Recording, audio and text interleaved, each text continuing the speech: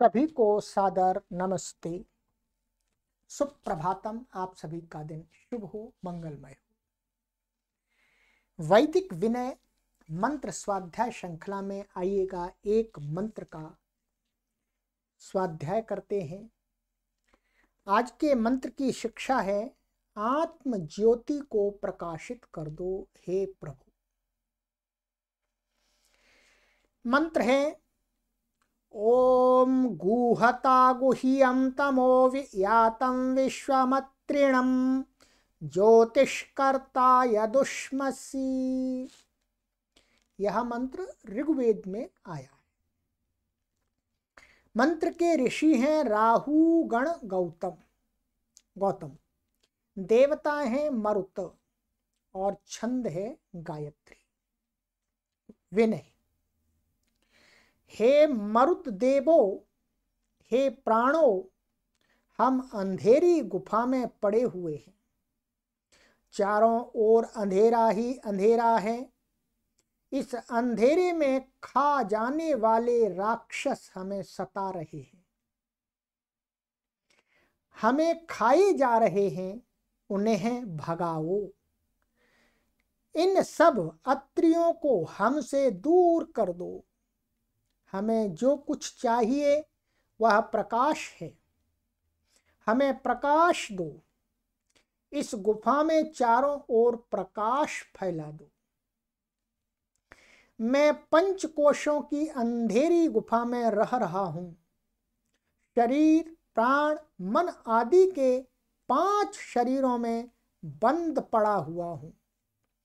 अपने आप को भूल के इन शरीरों को आत्मा समझ रहा हूं।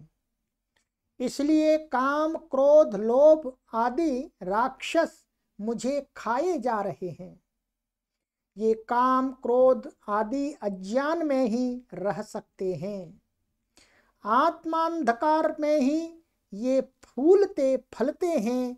इसलिए हे प्राणों, तुम मेरे गुहा के अंधकार को नष्ट कर दो, विलीन कर दो, दूर कर दो।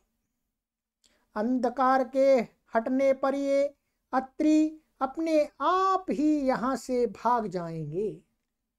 जब हम में आत्म ज्योति फैल जाएगी, सब भूतों, सब प्राणियों में फिर आत्मा दिखाई देने लगेगा।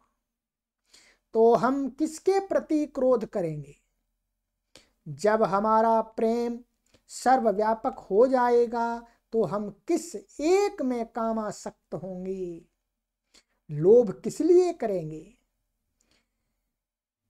ओह, आत्म ज्योति का प्रकाश हो जाने पर ये क्षुद्र अत्रि कहाँ ठहर सकते हैं? आत्म ज्योति वह ज्योति है जिससे सहस्रों सूर्य, चंद्र और विद्युत प्रकाशित हो रही हैं। जिस परमोज्वल ज्योति के सामने हजारों सूर्यों की इकट्ठी ज्योति भी फीकी है, वह प्रकाश हमें दो। हम उस प्रकाश के पाने के लिए तड़फ रहे हैं। उस प्रकाश के पा जाने पर तो सब कुछ हो जाएगा। हृदय का अंधकार मिट जाएगा और इन खा जाने वालों से हमारी रक्षा हो जाएगी।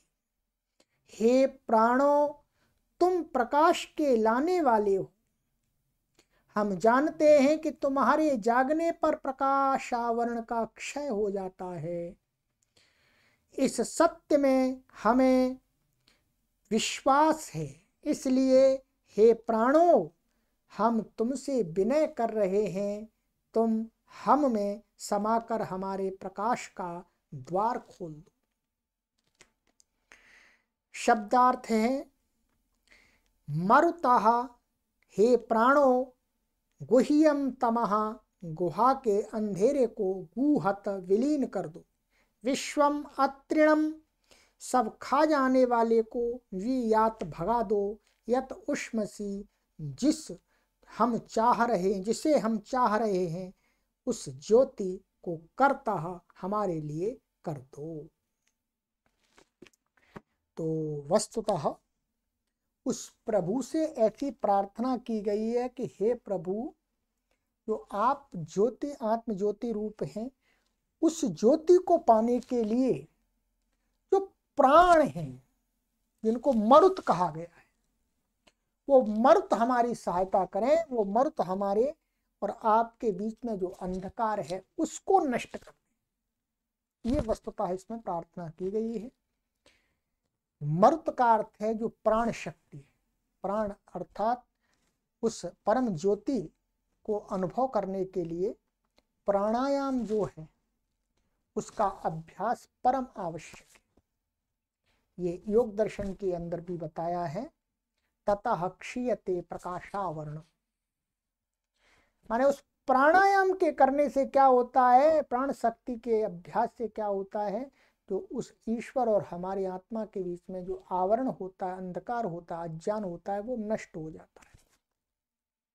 तो हे प्रभु, आप मर्तों को इस प्रकार से प्रेरित कीजिएगा, प्राणों को इस प्रकार से प्रेरित कीजिएगा कि वो आप ज्योति के मुझे दर्शन करा दें, आपको प्राप्त करा दें। इस मंत्र में ऐसी शिक्षा दी गई है। आइएगा नए मंत्र के साथ अगली वीडियो में मिलते हैं और आपसे पुनः निवेदन करते हैं कि इन वीडियोज को आप अधिक से अधिक शेयर करते रहें, क्योंकि हम जानते हैं आज के समय में कि प्राचीन समय में भी हर व्यक्ति वेद की पुस्तकों को नहीं खरीद सकता है। वेद की पुस्तकों को खरीद करके, परचेज करके उनको स्वाध्याय प्रतिदिन नियमित रूप से नहीं कर सकता है।